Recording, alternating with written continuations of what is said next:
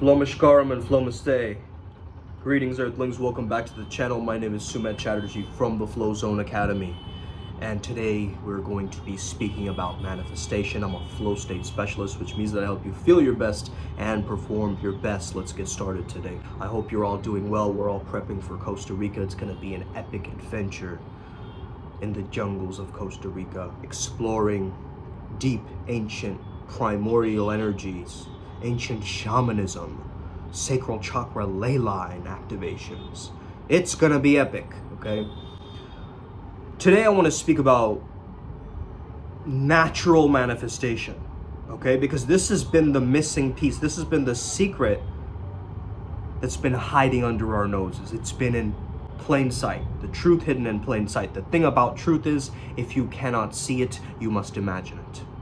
Think about someone like, the Japanese. How were they there to innovate? Okay, something like Nintendo. They used imagination.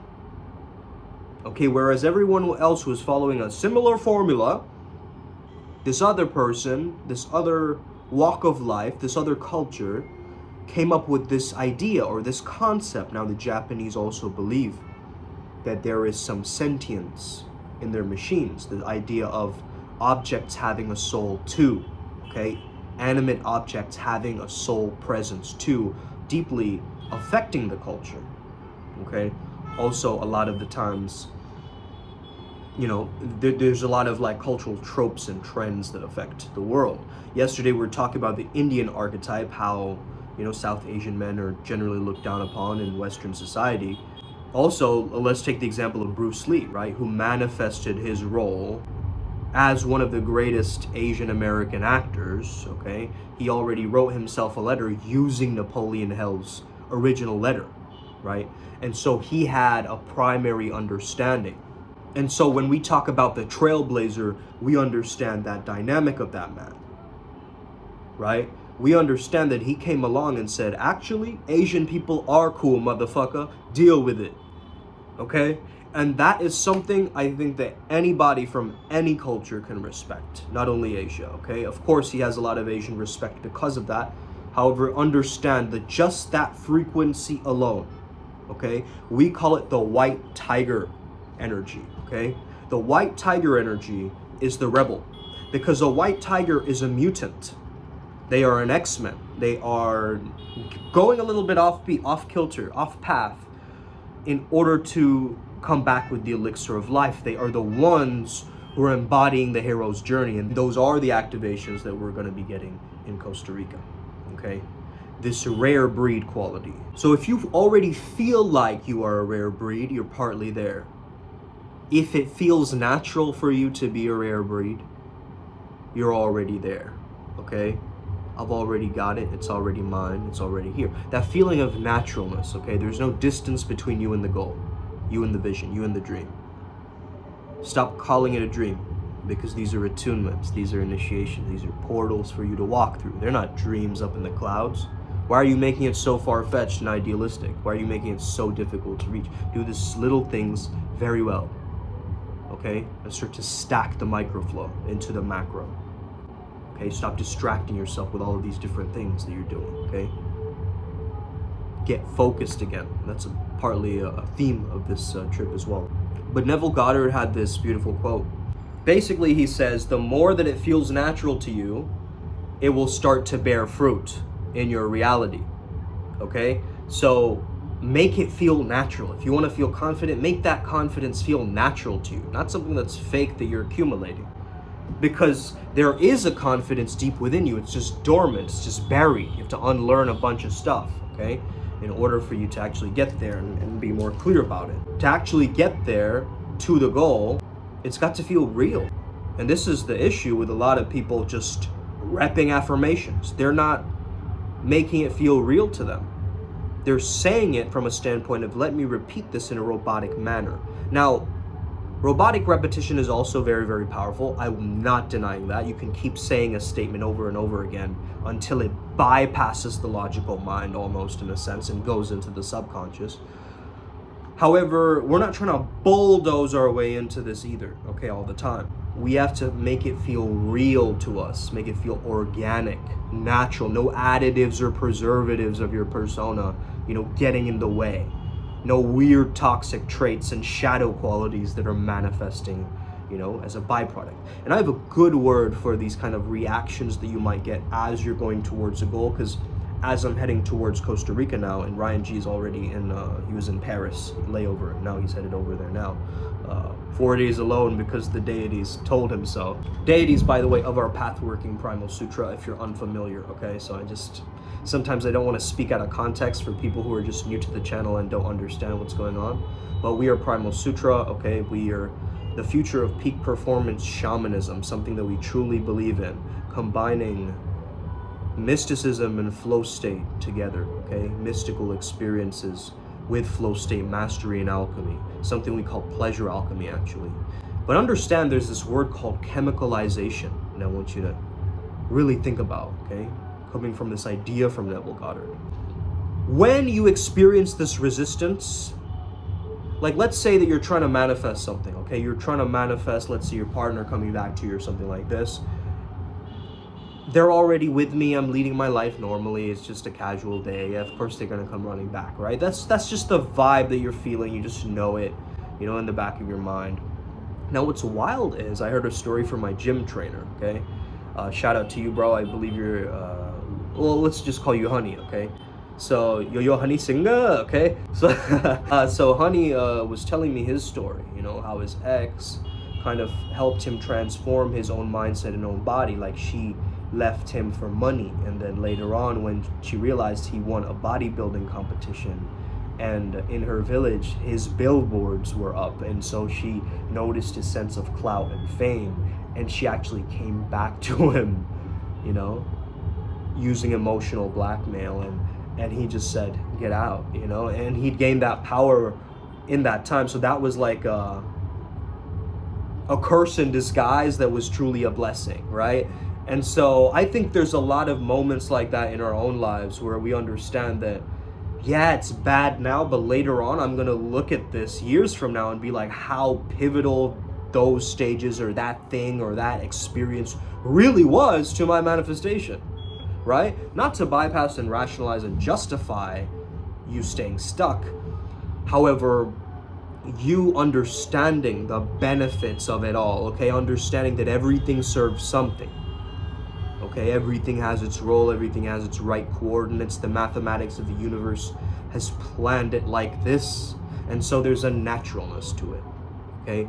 So if you see these little resistances you're getting, like, things not working out on time, or just little delays or gaps in thinking, or little brain farts, or just like mind blanking out, like we'll notice these little resistances or these little moments as we're coming into a new version of ourselves, a new reality. It's almost like your avatar is glitching into a new form, right? And so those are the glitches, those are the chemicalizations, the reactions. So the way you'd explain it is like in chemistry, you sometimes have a chemical reaction together, those two elements mixing and blending together to create some sort of a reaction, but ultimately coming back into a new material, something that is absolutely unique in its nature. And I think that novel, unique nature, that natural quality of being you. Well, Einstein said you can't teach a fish to climb a tree. Why are you trying to teach a fish to climb a tree, right? It's like you know your lane, you know where you're swimming, you know what you're good at, but you're also versatile, you're adaptable, man. You don't need to stay stuck to that profession, that worldview, that lifestyle. You can evolve past it, and that's the beauty of remaining formless. Because if you say, I am not my senses, my sense organs, I'm not my non-sentience either, I am not my physical body, I am not this, I'm not that, I'm not this, I'm not that, I'm not this, I'm not that, okay? Neti, not this, not that, not this, not that. And then you reach this ultimate understanding of who am I? You are the awareness, perceiving it all. That is all we can conclude, okay? You are just these pair of eyes and the energy that moves it with a pair of legs, okay? You're just a walking pair of eyes with a pair of legs. That's what you are. You're just the skeletal, consciousness holding machine that's just like a bag of meat and bones and, neurochemicals and a bunch of stuff, all woven in together to create perfect dynamics, symmetry, you know? And a lot of people say that they're ugly, but I truly believe that most people are too linear or unidimensional in their definition of ugliness, because ugliness only pertains to looks. But you can be ugly in the way that you communicate, in your behavior and body language. You can be ugly in the way that you interrupt others, or you have little things that you do that are just repellent towards people getting to know you and opening their hearts. And you might say, why do we close our hearts down, Soom? We close our hearts down because we're wounded. Okay? Our consciousness splits in order to remind us that the separation will bring us back into a unification. Okay? The splitting of you going away from home. Imagine like the first time you went away from home to college, how that felt. Okay, that feeling of that autonomy, that feeling of independence. A lot of the times what happens is this fakeness or this lack creates a feeling that I'm not good enough, I'm not there yet, I need to work harder for this, I need to try more, I need to put more effort, and then it makes it feel like a burden for you to actually have that thing, thus preventing you of having that thing. What if you were born ready for that? You know, what if it was just destined? What if it was predestined? What if the universe was conspiring for you to win, right? A secret hidden conspiracy that the universe conspires you to win. It's called pronoia, right? The opposite of paranoia. So what if you actually adopted this manifestation mentality, this white tiger essence, right? And you went into the world with this mentality. I think your manifestations would be vastly different. Vastly different. Because what if you were like, I never lack, I just transition. Okay? Yeah, I lost one of my fake friends, I made a realer one. Upgrade. Okay? Yeah, I lost my ex, I got a hotter woman I'm dating. Upgrade. Okay? You're always upgrading. You're not downgrading. Why are you downgrading? A lot of people, when they go past a relationship, they meet some ugly chick and then they settle down with them. It's like, what are you doing, man? And again, beauty is in the eye of the beholder. If that truly is your resonance and what you feel is the best for you and what you deserve, and you feel like it's, you know, because again, she could be pretty, out of this world gorgeous, but could be terrible in bed, could have, you know, terrible, you know, sailor's mouth all the time, okay, disrespectful, narcissistic, okay? There could be a lot of factors here. You gotta be okay to all of that. Don't be so open-minded though that the dark abyss swallows you whole. That's what I see a lot of people do.